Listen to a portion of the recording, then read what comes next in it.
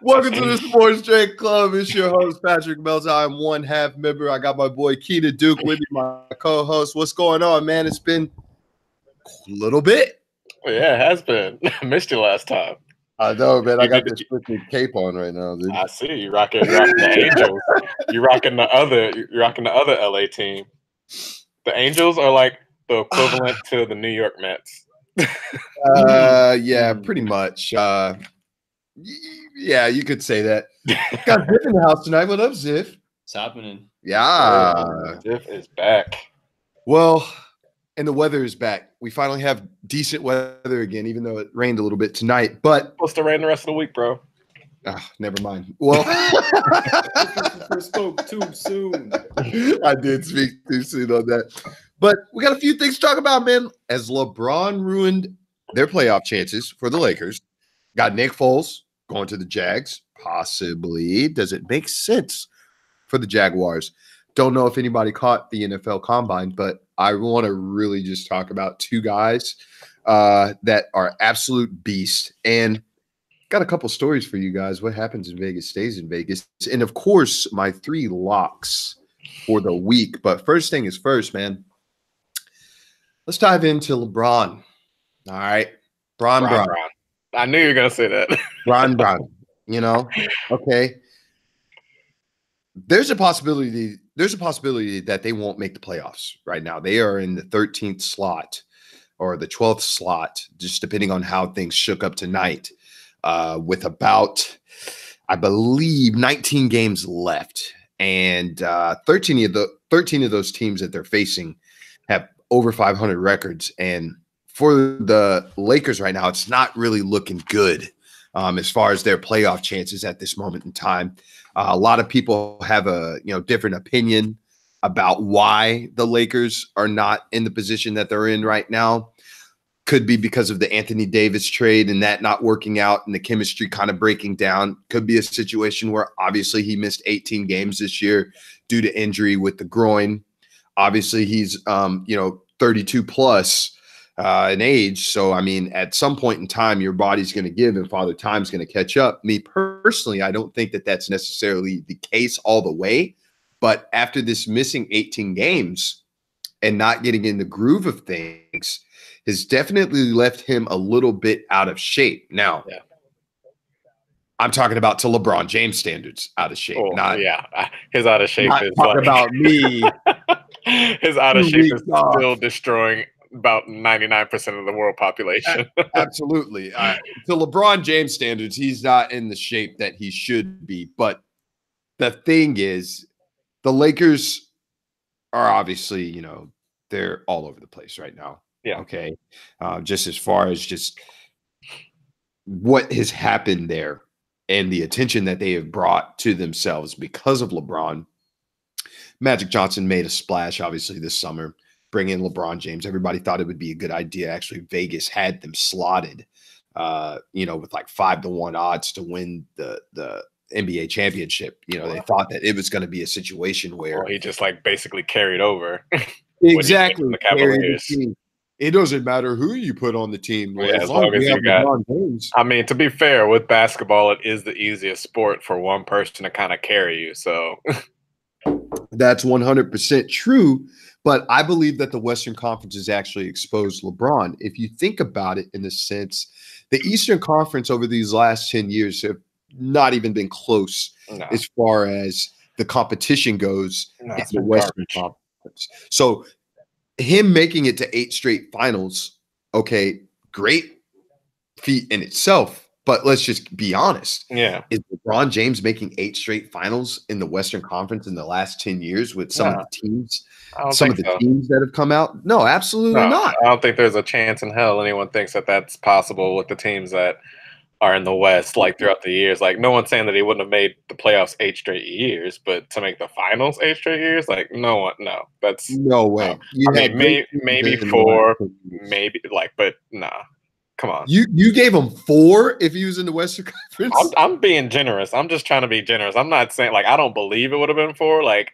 Honestly, I really don't, just because I mean, you had the Spurs who were killing it for a long time there, and then like after they kind of had their little reign, then came Golden State. But then at the same time, you still had, the Clippers were pretty decent. They were at least a force at that time. You had, Right. you still had The Mavericks won the Houston. championship in Yep, you had the 2011. Mavericks. Houston was really good. Oklahoma City Thunder have been good in the Yeah. last 10 years. So it's like I just think the way that those teams were in the West, like there's just no. And I mean, depending on what team it was that he was on in the West, but just even if it was the Lakers, like I just still don't see the Lakers at that point in time being able to mess with any of those teams that were, have been doing their thing in the conference for basically the past 10 years.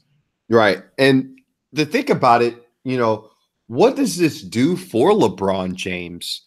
If he doesn't make the playoffs this year, does this do anything to his legacy? We're so used to him making the playoffs. Do you feel like that LeBron James is going to take a step back if he doesn't make the playoffs this year? No, I don't think it really impacts his legacy.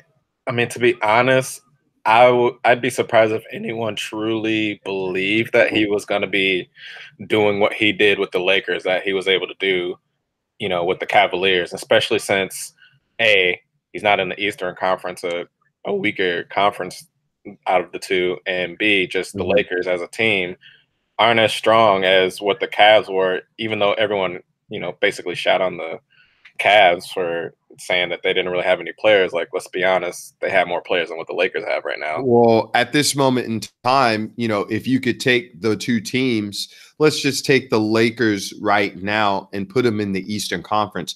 I think that they're a playoff team. Yeah. Just with the emergence of some of the teams this year, I can't even just say in the Western Conference as a whole, NBA, I believe, has gotten better. And to kind of tell you, in my personal opinion, I believe that everyone is catching up to LeBron. Okay. And but I mean, is that to be revolutionized that way where athletes look at how he plays and kind of, the position that he's in as far as when it comes to free agency and when it comes to kind of calling your own shots, going to different teams and creating these teams. People see that and they're like, okay, well, we're going to create our own little, super team, if you will. And being able to compete against LeBron James obviously has been the formula to win. But do you think when he moved to the Lakers, people were still thinking that? Because I feel like maybe that was a case when he started doing the thing with the Heat, and then he kind of tried to do the same thing with the Cavaliers. Although with the Cavaliers, I think it was much more of this is my team, and it's like kind of all me. Like I feel like he didn't really do the whole thing of like let's bring all these players together that that he did with the Heat. Whereas when he went to the Lakers, I don't really feel like anyone was like stressing out like, oh snap, now the Lakers are really like, I feel like I didn't really get that sense that anyone was like truly worried of like, oh yeah, let's see what's going to happen now in the Western Conference now that LeBron's there. I think everyone was like, oh, LeBron's in the Western Conference, good luck. Right. And the thing is, I feel like when he initially went to the Lakers, a lot of people did get on that hype train. Of course. And I think that he would be in the playoffs right now if he didn't miss 18 games due to his groin injury. You think so? I do think so. I do think that they win at least 9 or 10 out of those 18 games that he missed. I really, truly do believe they would be in the playoffs. Now, would they be a contender for a Western Conference title, or would they be a contender to go to the NBA Finals? Absolutely not. I still believe that they're a 6, 7, or 8 seed team, even though they do have great talent. But you've got to think about it in a sense. They were trying to trade, at least allegedly, they were trying to trade because Jeannie Buss came out earlier this week and said that was fake news, that they tried to trade pretty much half the roster to get Anthony Davis, which we know it's not fake news. They were really trying to get Anthony Davis. But I think this same team, this same roster with Rondo, Lance Stevenson, Lonzo Ball, Kyle Kuzma, I think they're a 6, 7, or 8 seed team. The West is just too tough this year. You got Denver, who's really good, number 1 seed this year. 2, Oklahoma City Thunder. You got the Rockets this year, who are obviously playing very well. And then you've got other teams who are experience in the West, such as the Portland Trail Blazers with Damian Lillard. The West is pretty tough, and just all around the NBA, even in the Eastern Conference, the teams are a lot better. Yeah, they've gotten better. The Bucks are the number one team right now with Giannis Antetokounmpo. You got Toronto, who's still good. You've got Toronto, who's still good at this moment in time. I actually heard something on Detroit's the radio. Not too bad either. And Detroit's not too bad either. And the thing is, I look at that roster and I'm like, how are they not killing it? Because I feel like that roster is just stacked. Yeah.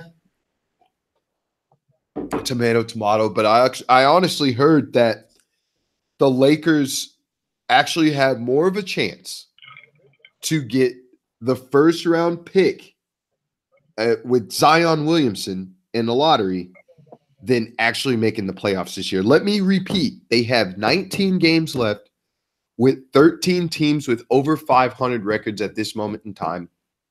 It doesn't look bright for the Lakers at all. Nah. Just saying. I don't think they'll make it. No, absolutely not. And Luke Walton's gone after this year. Yep. I'm surprised he wasn't gone. I was surprised that he wasn't gone during the season. Just like how they get rid of all. Every coach that coaches LeBron get fired at some point. Pretty much, besides Eric Spoelstra with the Heat. I mean, I feel like that should be something that people should probably take stock into. Like, why is it that every coach that LeBron plays for gets fired at some point? Or people just don't want to play. I don't know if people want to play with LeBron James. So that's the thing. You think, you know? So that's the thing that I guess I question sometimes is LeBron James a good teammate? Because or a good player or a good person to kind of be around, in the sense of like, okay, like I said, every coach that coaches him at some point seems to get fired. He seems to kind of have this way of going about his business where he wants to run the team how he wants to run it.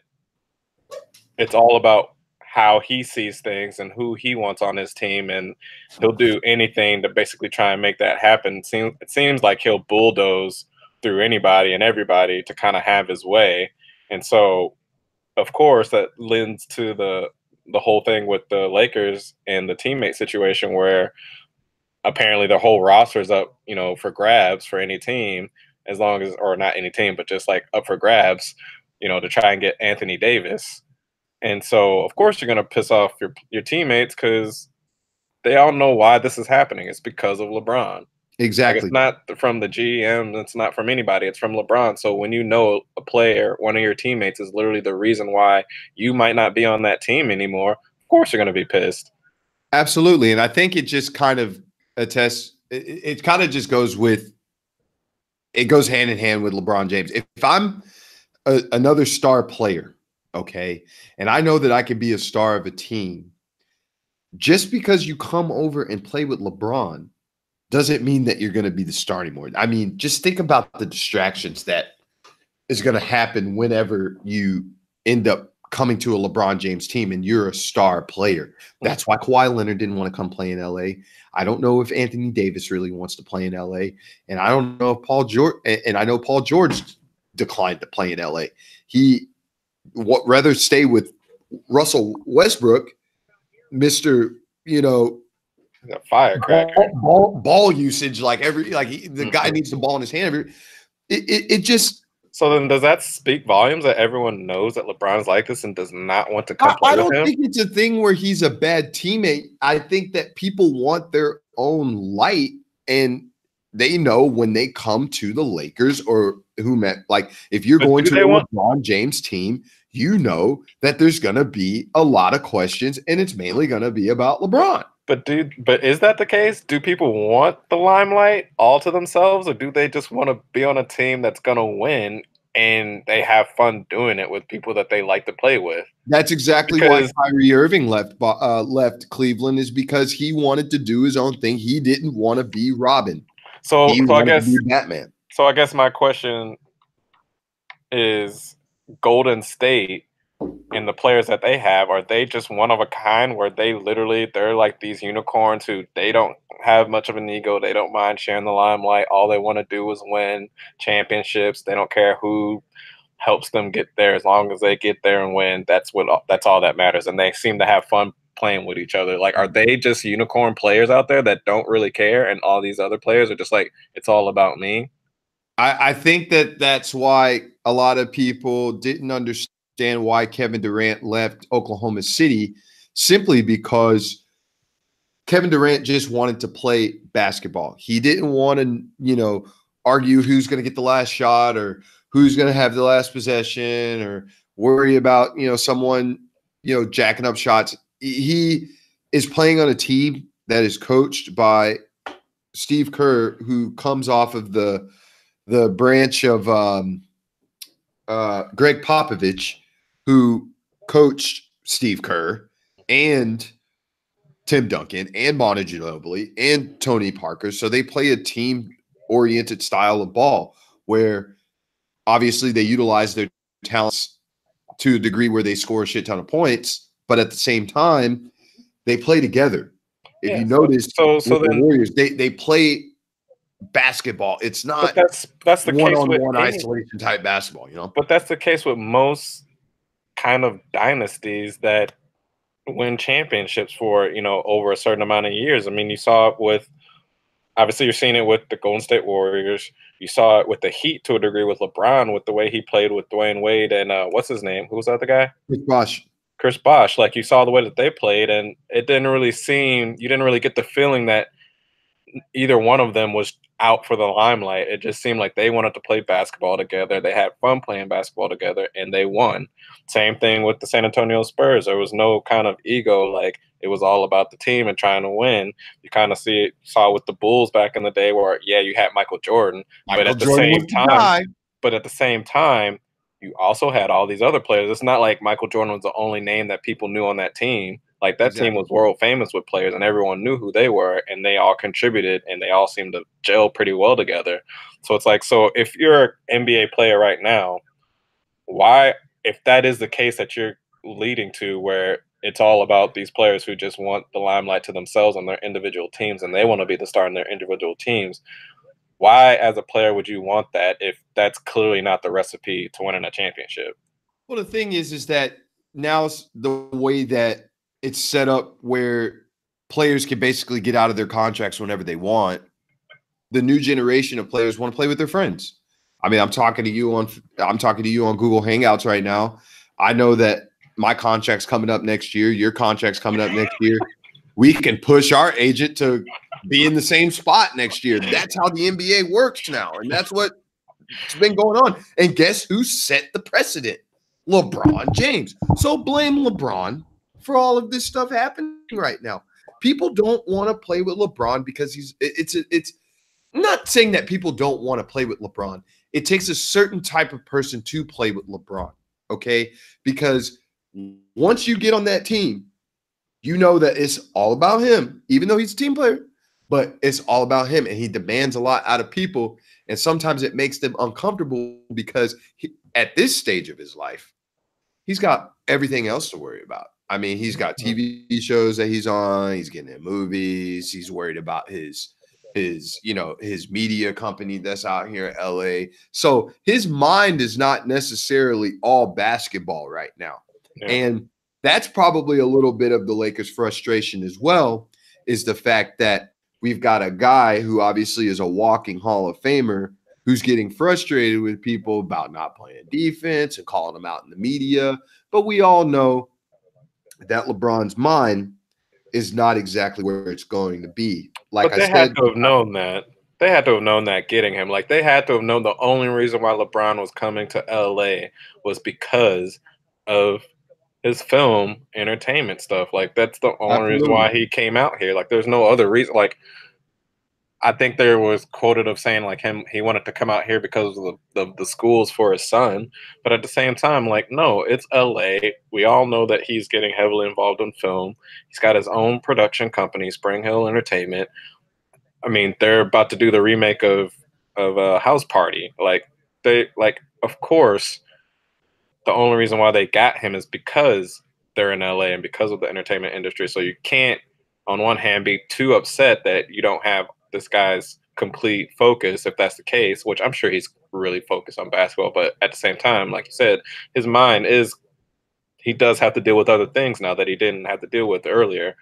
But you have to have known that coming into it. That's why you got him. That's why he was coming here. Absolutely. And it was a dead giveaway when he built his second mansion out here. We knew that he was coming to LA, but we'll definitely keep our eye on the Lakers. As like I said, they have 19 games to go, 13 teams over 500. Good luck. And we'll see what happens. The NFL draft is coming up here soon.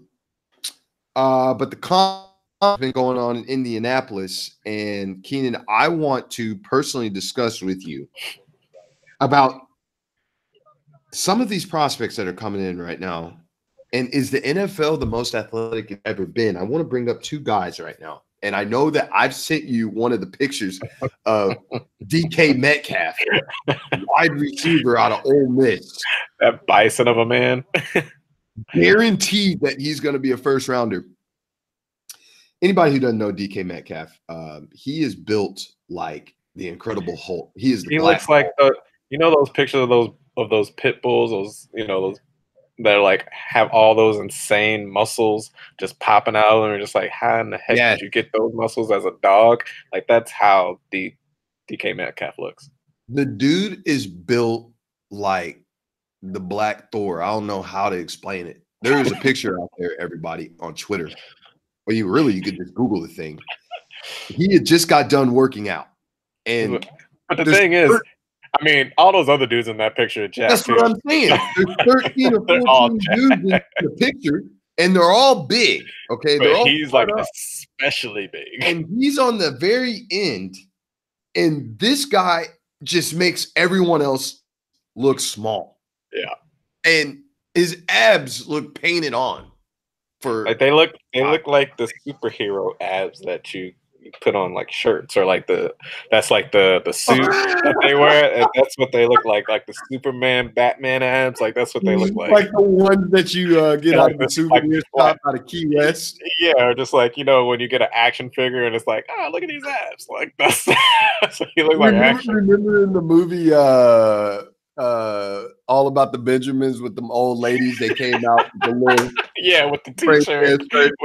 They got the bikini in the front and the thong in the back. Yeah, they like old, looking good. Huh? I see. Anybody that know about DK Metcalf, he is a number one prospect on the wide receiver board. As far as he's a number one round prospect. I mean, there's no doubt about it in my mind.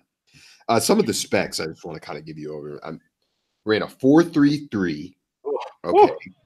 Oh. He out of a rep for 220 out of the bench press, 27 reps. Good Lord. 40 and a half receiver benching 225 27 times. 27 times, 40 and a half inch vert. Keep in mind he is 6'4" and 235 pounds and runs like the wind. This guy is a clear first rounder. No one's ever seen anything like this before. How did he do on the skills drills? Athletic. Did he look okay?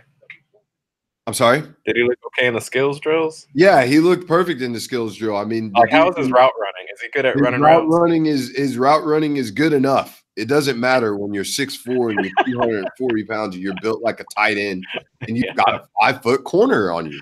That's true. I mean, the dude's just going to muscle up people and catch balls. That's what he's going to do. Do you think there's just going to be an absurd amount of like offensive pass interference because it's just going to be like, Let's just put it this way. The dude makes David Boston look tiny. Which is hard to do. And David Boston was a big dude. And I remember the first time I seen David Boston, I was like, what is this monster posing as a receiver? I was like, who is this guy?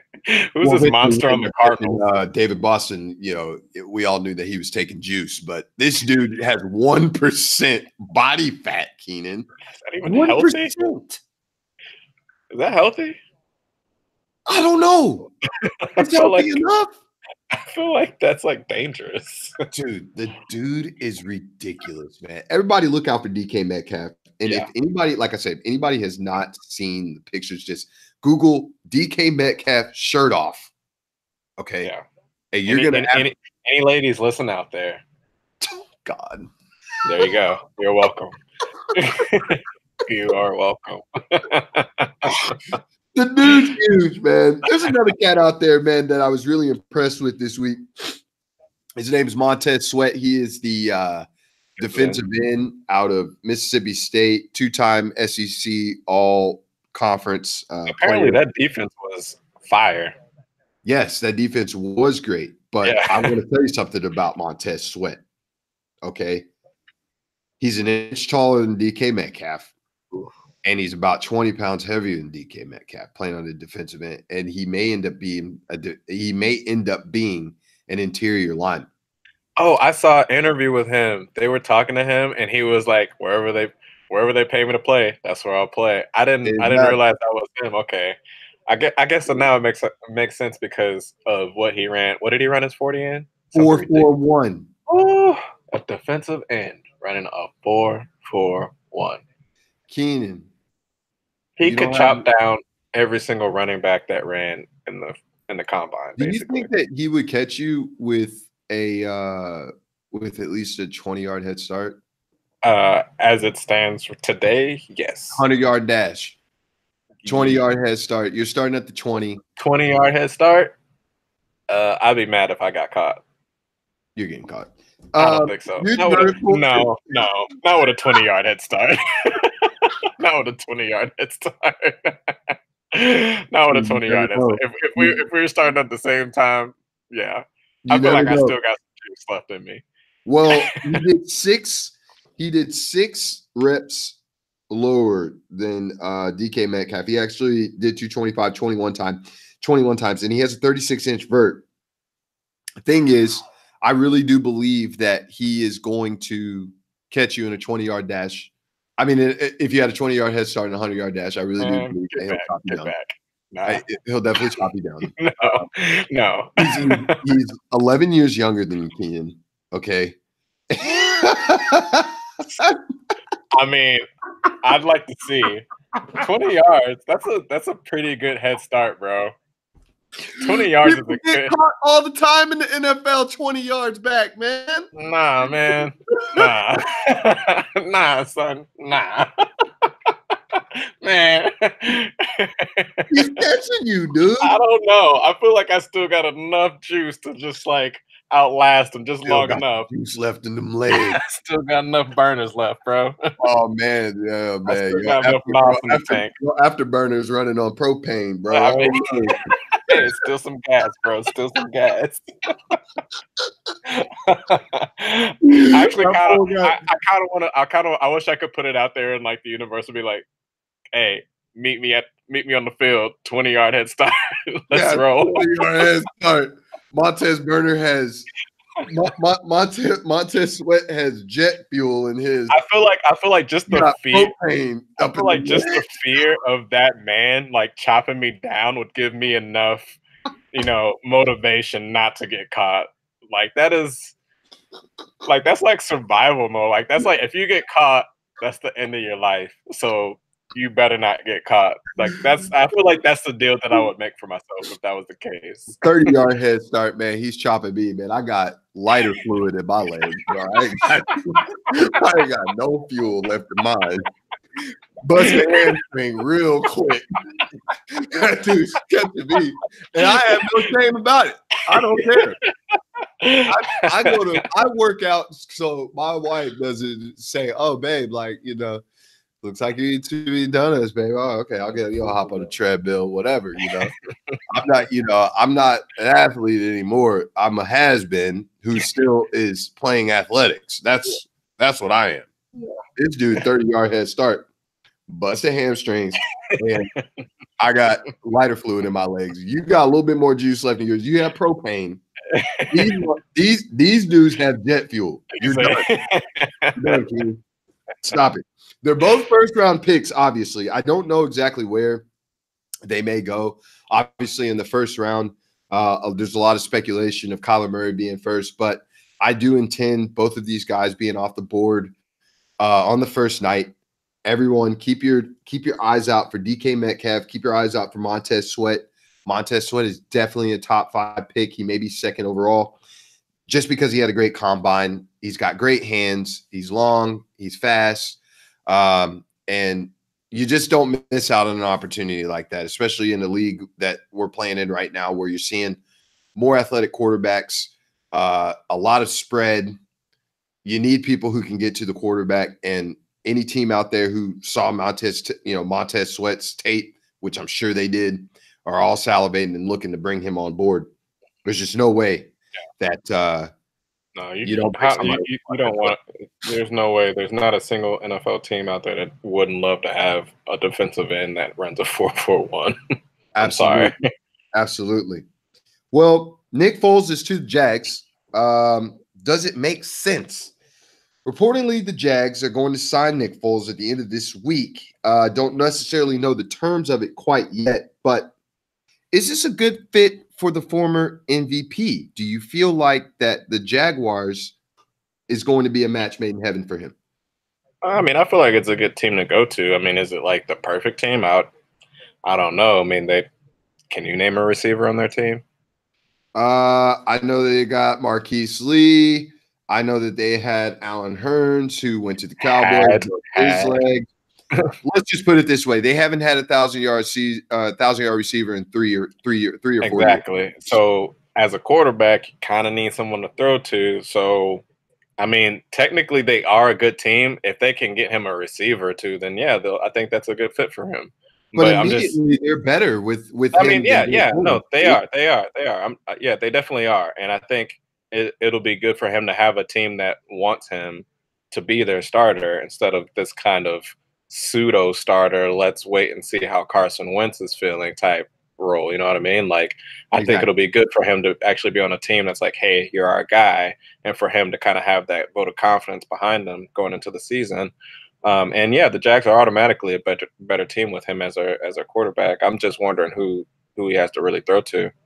You know, that's my only question. At this moment in time, I know that they brought on Donte Moncrief, which, that helped, but it didn't work the way that they wanted it to. My thing is what I really want to point out is, what are they going to do with Blake Bortles? Okay.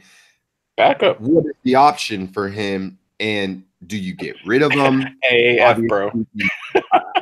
Obviously you do, but I don't know about that. AF just got their new star quarterback. Well, according to an article at ESPN, okay, the teams are not allowed to talk deals with any of the free agents until March 11th, and no deals can be announced until the start of the new league on March 13th. Thing is, the Jaguars are expected to release quarterback Blake Bortles and install Foles as their starter. Jacksonville has to pay $6.5 million to Bortles for his 2019 salary. Wait, is he a free agent? Which is fully guaranteed. No, they're going to release him. Why wouldn't they just try to trade him? Who wants to trade for Blake Bortles?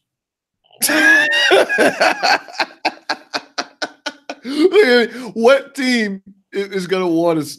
No, it's just not. It's just not. I mean, the Washington Redskins literally don't have a quarterback. Go get one in the draft. Guess. I'd rather have them than Blake Bortles. What has Blake Bortles done to make you want to get him, bring him on your team? He had one good season. Yeah, literally had one good season. But hey, well, we seem to be basing a lot of stuff off of people who have one good seasons, aren't we? Well, aren't we? Are we talking about Nick Foles? Because if we are talking about Nick Foles, we're not talking about Nick Foles. Oh, are we talking? You talking about Kyler Murray? Yeah. We'll get to that on another episode. Just saying, a lot of people be throwing a lot of hype for one season these days. Well, there's a lot of people out there throwing a lot of shade because he's short and he's got small hands. But I mean, he's been playing at a high level for a really long time. But yeah, Reggie Bush played at a high level for a really long time too, and look how that turned out. Reggie Bush, man, get out of here with that, God, man. Over here trying to ease the pain of Blake Bortles. Let me finish this article, man. So the Jaguars are expected to sign. The Jaguars expected the signing of Foles was first reported like was first reported by Philly.com. So Philadelphia Eagles general manager Howie Roseman said Wednesday that the team would not place the franchise tag on Foles, leaving him a free agent. He deserves an opportunity to lead a team, Roseman said. Okay. So obviously the Jaguars are, the ones that make sense bringing him in, obviously, because the Denver Broncos just brought in Joe Flacco. That could have been a potential place. He's not going to back up Carson Wentz. And everybody else is kind of looking at the draft, or they have a quarterback at this moment in time. Can I kind of do a quick breakaway for a quick second? Go ahead. We can jump back on. Sorry to interrupt, but just so you said that the Eagles didn't franchise tag him because they said that they wanted to let him go so he could have a chance to play somewhere else and get paid the money that he deserves, basically? Yeah. Okay. Does it not seem a bit odd that they would do that, a team would do that for Nick Foles, quarterback, but yet all these teams seem to be franchising? How many times did the Pittsburgh Steelers try to franchise tag Le'Veon Bell? 2 times. How many times have people tried to franchise tag? What's the guy on the Dallas Cowboys who got franchise tag like 3 times? Marcus Lawrence. Does that not seem a bit odd to you? Nope. Want to know why? Because they don't play quarterback. Because the quarterback position is obviously the most valued position in all of the NFL. It's just the truth. Who's going to get paid first on the list? Your quarterback's going to get paid first, especially if he's worth the darn. Okay, if he's any good, you're going to pay that guy first. That's part of the reason why DeMarcus Lawrence is waiting his turn, because in the hierarchy of things, Dak needs to get paid. Elliott's going to need to get paid here pretty soon. Amari Cooper's going to need to get paid. They've already paid all of the offensive linemen. And next on the list, then it's DeMarcus Lawrence.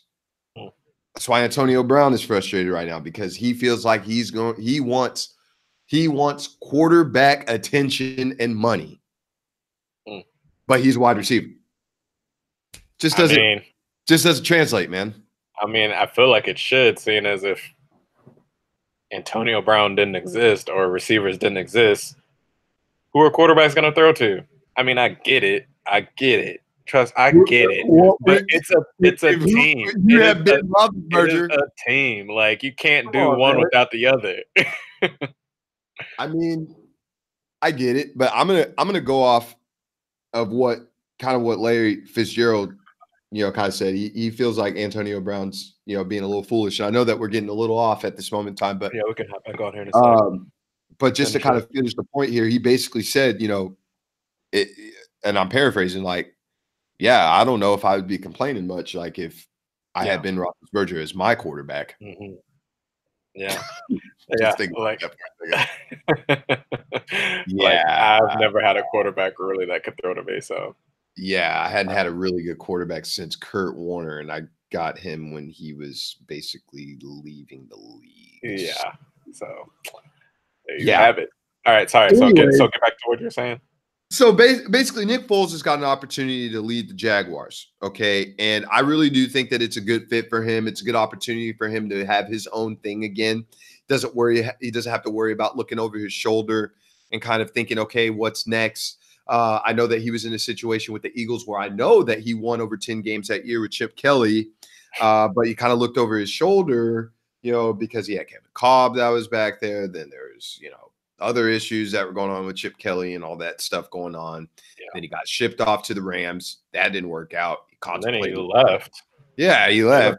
He contemplated retirement, came back. Didn't he actually retire and then came back? Yeah, I think he contemplated. I don't know if he actually retired, but I heard that it was something like that. Yeah, he definitely contemplated retirement, and he ended up coming back. Super Bowl MVP. We all know that story. Now he's got an opportunity to lead his own team. I think Jaguars are a good fit, but yeah, I do too. Just because he comes to the Jaguars, does that mean that he's the best team in the AFC South? I don't know. Who's all in that conference? Who's all in that division? You've got the AFC South with Andrew Luck, Deshaun Watson. Okay. Now the Jaguars have added Nick Foles. Oh, you got the Jaguars, you got the Texans, you got the Titans. And the Titans. Absolutely. That is not an easy division whatsoever. No. And I think, like I said, I think the Texans are the team to beat, especially, like I said, if what I'm hoping for, if Le'Veon goes to the Texans, forget about it. Good luck. I hope that he does. But obviously they're not the best wide receiver core, but they do have a great defense and a solid running game. If Leonard Fournette could stay healthy. Yeah, they'll probably get somebody to like help him out a little bit. Absolutely. They'll definitely need a spell back. I know that they brought in Carlos Hyde. Who knows if he's going to be there next year or not, but obviously your bell cow, one of the pieces to your franchise, especially moving forward with Leonard Fournette, definitely has to be healthy. I believe that they're going to need some more deep threats because Nick Foles has proven that he could throw the ball deep. Yeah. I know that Alshon Jeffrey played out of his mind, but if you could just get somebody to stretch the field and be able to hit some big plays over the top, I think that's definitely a big possibility for these guys to be competitive in this conference or even win. I mean, I'm not the conference, but win the division. I mean, it's going to be tough. You got, like I said, you got Andrew Luck, you got Marcus Mariota, you've got Deshaun Watson, and now if it happens the way that it's supposed to happen, then Nick Foles. That's going to be a very interesting conference, a very interesting division to watch. And I look forward to seeing how it's going to turn out. But I want to talk about something, Keenan. I want to talk about some stories, man. Is it story time? It is story time. What happened? Story time from Uncle Patrick.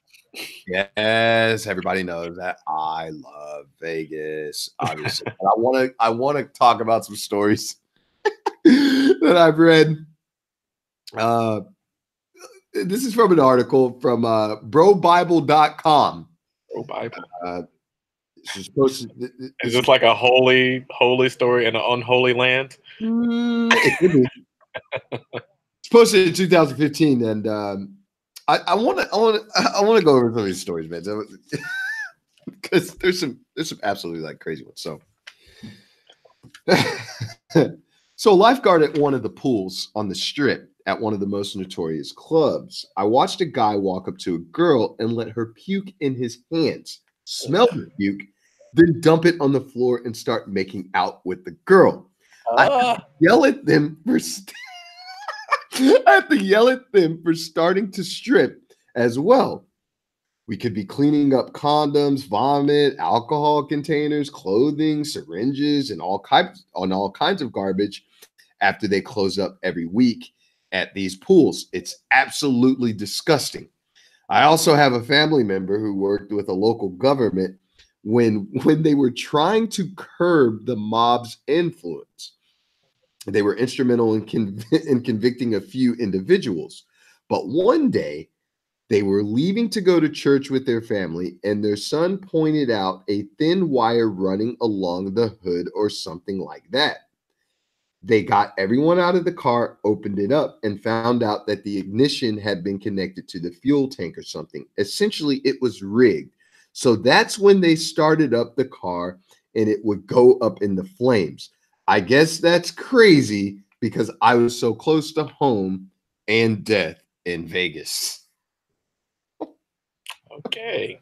It's a weird story. I know, because this is some of the craziest stuff that you hear in Vegas, yeah? And the fact that one of these lifeguards watched some girl walk up to him and the dude let the girl puke in his hands, and then they started making out. That's when you know the guy was just like, I do not care. This chick is kind of hot. I'm just trying to get whatever I can get. She was hot, though. What if she wasn't hot? Obviously, he did. If he proceeded to make out with her, no matter she might not have been hot to maybe our standards, but they didn't describe the guy either. Maybe he was portly. I don't know. Like he was just what what if you do have to clean up like one of these pools, like Wet Republic or something like that? Well, I heard those pools are disgusting. I heard Vegas pools are absolutely nasty. Like they might as well be swimming in STDs, bro. Whoa. Like Come on, man. It's like the Texas Tech campus. All right. Let me get on my Red Raiders, man. Let me get on my Red Raiders, man. I would not want to be a janitor.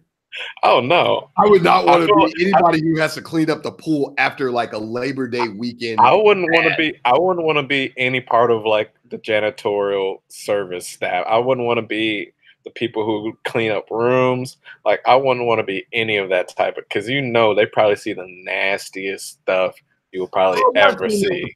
Like I don't mind cleaning up the rooms. Like if I'm a maid and Are you serious? Have you seen that movie? Okay, so have you seen that movie? What was it? The Into the Blue or something like that? That surf movie with the chicks. Yeah. You remember that? And it had the guy, she met that guy who was like the quarterback, and he was there with his offensive lineman and all that stuff. And they went to go clean their room, and it was the most disgusting room you've ever seen because they just had zero regard. Imagine that in Vegas. That has to be almost weekly or daily. 100%. Any of those maids that walk in there don't know what they might see when they walk in the room, but we're talking about 1,000 people, 1,500. We're in a room. Let's just say it's not like a penthouse or anything. Let's just say it's a regular room at the Westgate. Even though I picked something way off script. Let's pick something a little bit more at the MGM. Okay, Like Westgate. I was like, is that even on the strip? The Westgate is off strip, bro. There's probably some stuff up in that room, but this is, we're picking a room at the MGM. I think I'd rather clean a room at the MGM that's like, a few individuals than 1,500 to 2,000 21 to 28-year-olds after a pool party at Wet Republic. No like way. You have to walk into that scene with a hazmat suit. Are you getting in that pool though? No. No. If I'm even at that thing for the party, which I don't even know if I'd want to be, because I just feel like that's just so overwhelming. Like, I mean, I can handle like parties and stuff like that, but how many people do you think are just using the bathroom at the pool at one time? Like, how many people you just like? They're just standing there. Tons. You know how many people? Okay, first you got people who are just trying to show out. They don't really give a crap. And then 2, everyone's drinking. And then 3, people be lazy and they be like, I don't give a shit. Like, I'm just gonna do what I gotta do. Stay here, look fresh, and then do what I gotta do. Like, they don't care. Oh, I'm the type of dude that's I'm in the cabana all day, man. Bottle serving. Oh, you don't want to get in the pool, Pat? Oh, black people can't swim. Nah, bro. I'm just not trying to get up in that pool. I see a black film on top of it. Yeah, like I'm not trying to get in that pool. Like, and to be honest, I'm kind of just probably a little grossed out in general. Just like I wouldn't want any water touching me, because with that probably carries some sort of virus. You said it. Come on now. Come on, man. I'm just saying. I mean, they clean the pool daily. I mean, they got chlorine, or they do pH level testing and all that stuff. You said a virus. Well, you never know.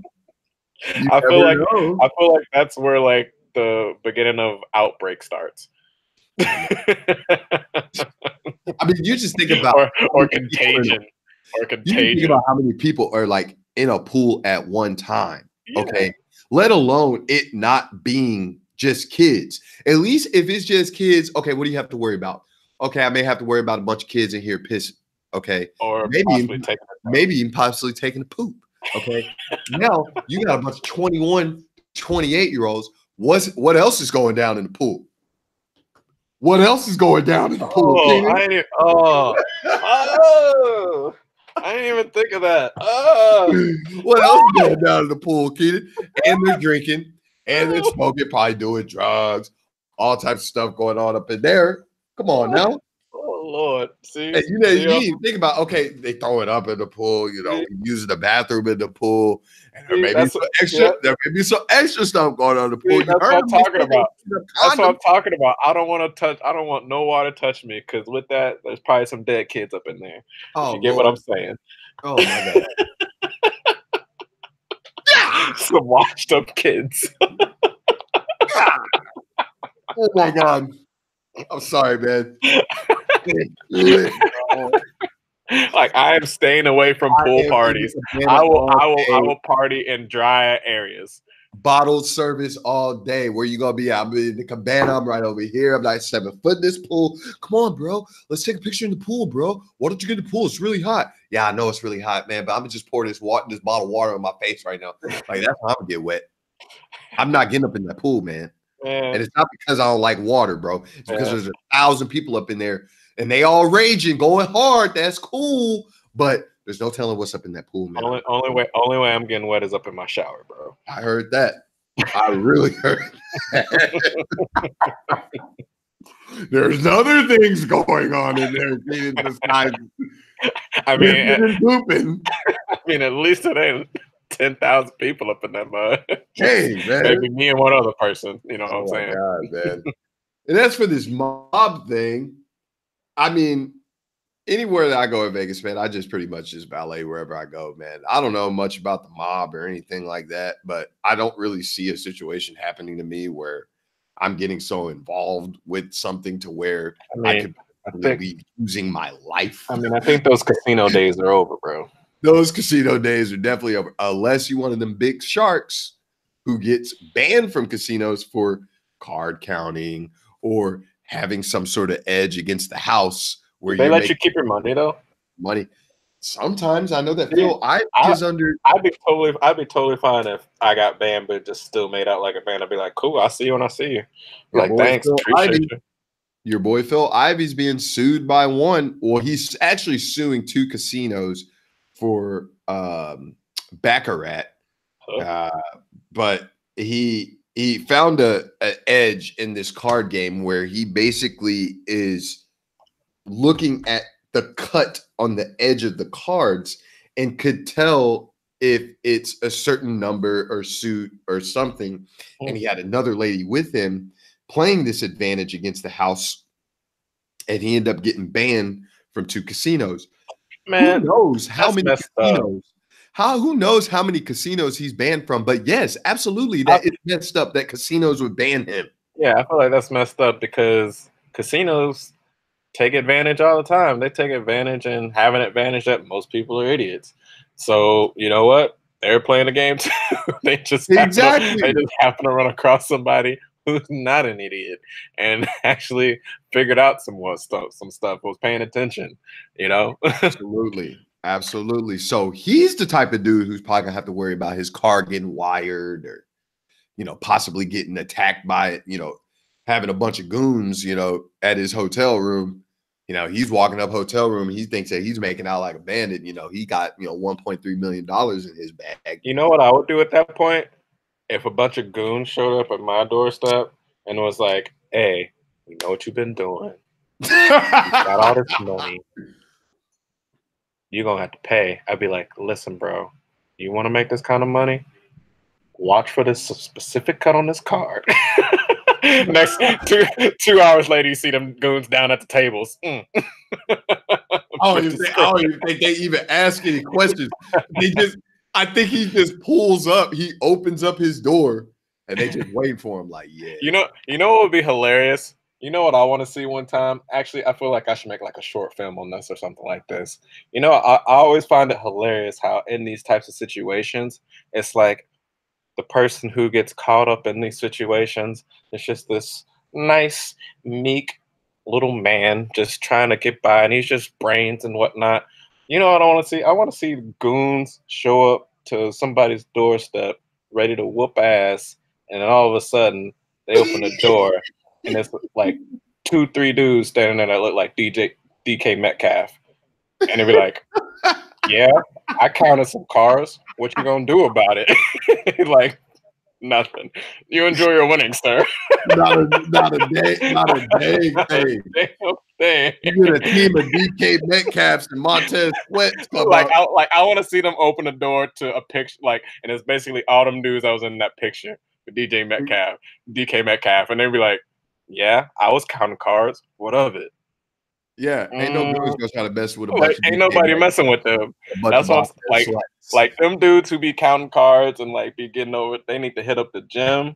They need to get swole so that way when they get intimidated, they be like, I will put yourself in a headlock myself. Like, you want to roll? We can roll, bro. That's what that's the film that I want to see. Like I There want to you go. see The Rock playing somebody who's counting cards and running these scams on casinos, and then I want to see the casinos send their best man after The Rock, and The Rock just whoop ass. The Rock will whoop ass every time. You know The Rock, you man, you know what time it is when The Rock shows up, man. Don't you see in Instagram videos, man? The dude be lifting weights more than posting videos, I swear, sometimes. Dude's like, like, and he's such a nice guy, too. He's Yeah. so huge, man. Yeah, But yeah, these goons out here, they don't really exist in our world, okay? They're not worried about a couple nickels getting lost. People like us, okay? They're not. They're looking for the Phil Ivies of the world. Yeah. You know, the World Series of Poker champions who are banned from most of the casinos in Vegas and in Atlantic City, and he has to go over to England to their casinos, and then he starts getting banned over there too. Those are the guys that they're looking for. Excuse me, sir. Are you counting cards? No, I asked you. Are you counting cards? If you are, I'm going to need you to leave the casino right now. Please, sir. I'm asking you right. Take your tea and biscuits and go. Think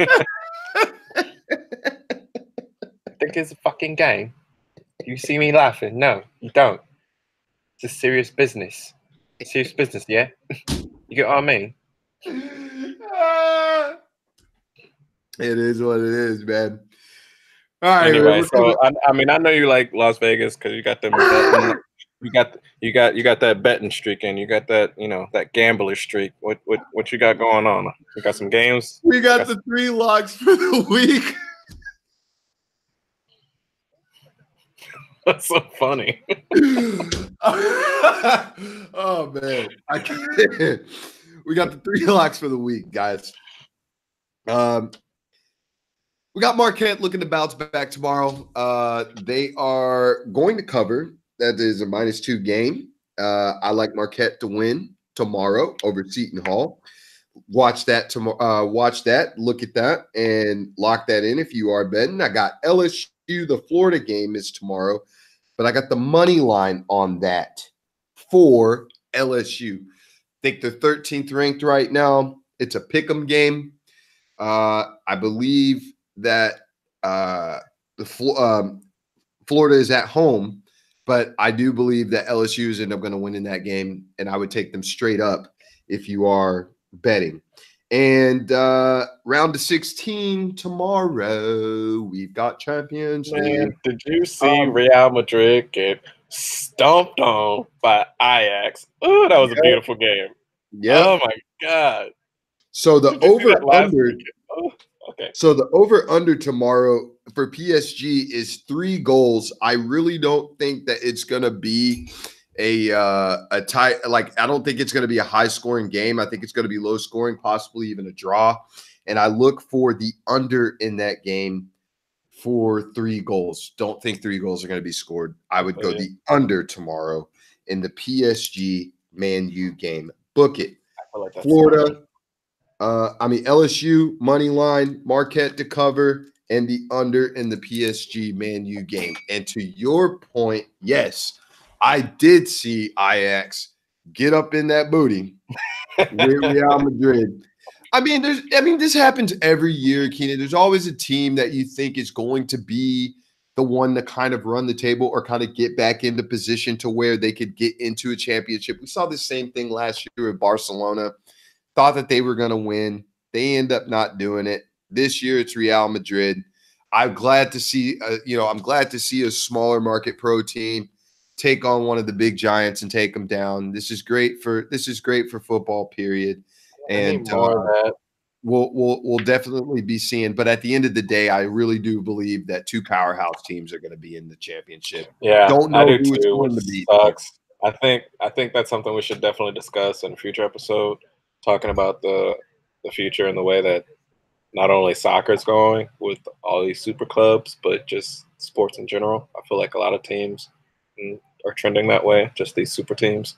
But yes, it is fun to see, a smaller club like that come up, take down a giant. And yeah, I think you are correct on your under for the PSG Man U game. Absolutely. I really do anticipate that this game's not going to be a lot of scoring, and I'm just looking for a good, solid ball, a good, solid match. Like I said, I think it's going to end up being a draw, but I can I'm see not that. betting that. I'm looking at the under in this game, and it's definitely going to be below 3 goals. I do But too. it's been a good night, man. Yes. Yeah. It's been a great night. Ziff has just exited the building. But we've got a few things that we're going to discuss here in a couple of days. I know that we're going to be keeping our eye on the Lakers. There's definitely going to be NFL, combine and draft news that's coming up. That's going to be hot.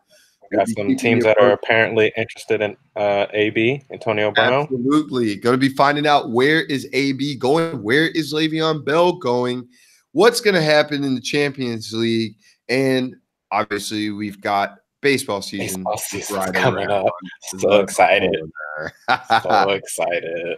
Well, like I said, I am one half member of the Sports Drink Club. I'm Patrick Melton. It's my boy Keenan Duke. And raise your glasses because we're out of here. Yes, sir. All right, man. I'll holler at you later. Late. Yep.